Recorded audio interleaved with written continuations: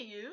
Uh, Thank you for watching part one and part two of the three big communication mistakes that we make with our teens.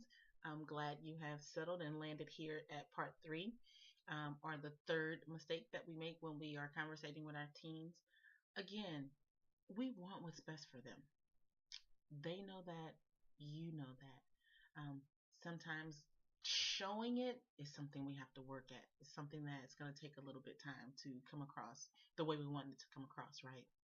So, number three, which is a little bit scary sometimes, it's the parent alarm. I am definitely victim of the parent alarm. I remember when my oldest daughter was a little bit younger, um, a lot younger, actually, probably a little over 10 years ago. But she had a friend that I just totally thought was reckless and what we call fast. I didn't approve, hmm as if it were, as if my daughter didn't have what it took to choose a friend. And she made it very clear to me that this is my friend, mom. I'm not her. She is her, and I like her. But I was on some, I forbid you to talk to her. Mind you, these are young teenagers. I forbid you to go around her. She's bad news. Here's the thing, if your child or your teenager gets connected to what you think to be bad news, what I have found over time is the same God, the same higher source or higher power, the same thing that kept you when you were 12, because you're here now, so you were kept. We'll keep them. We'll guard them. We'll protect them. Um, Even more so than us. So, anyway, the third biggest communication mistake that we can make is the parent alarm. And the parent alarm is when we put restrictions in place to protect our teen. Um, and to them, it just comes off as judgment or being judgmental and being overreactive. Mm-mm, no bueno. Um, Let me give you an example. So Kim comes to you and she says, Dad, you will not believe what happened to Leslie at school today. She got caught in the boys' bathroom.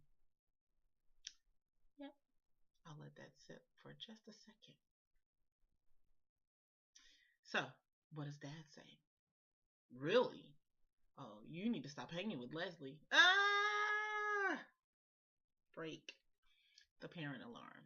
Let me give you another example. Um, Bryce says, Hey, mom, I don't know what happened. Sean got caught smoking weed today. As a matter of fact, I saw him. I was right there. I didn't even know. And all of a sudden, mom is, oh, no, you don't. You are not going around Sean ever again. You are forbidden to be around Sean as long as you live under my roof. Sound familiar?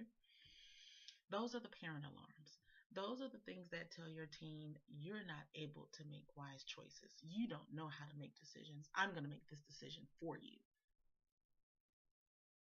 They didn't do anything. They were sharing with you. They wanted to talk to you and be open with you about things that were going on in their lives, things that were going on around them. It wasn't them, mom. It wasn't them, dad. So sometimes it's okay to want to protect your child, want to protect your teen. You want to keep them safe from all hurt, harm, and danger. That's totally understandable. But be mindful of choosing their friends, um, giving them the impression that you don't think that they know how to make a responsible choice, even though you've raised them to do so. Know that the parenting that you've put in is going to pay off, and they've got this. So the only thing I can say about stopping the parenting alarm, again, is listening to your child, listening to your teen speak all the way through, giving advice if they ask for it.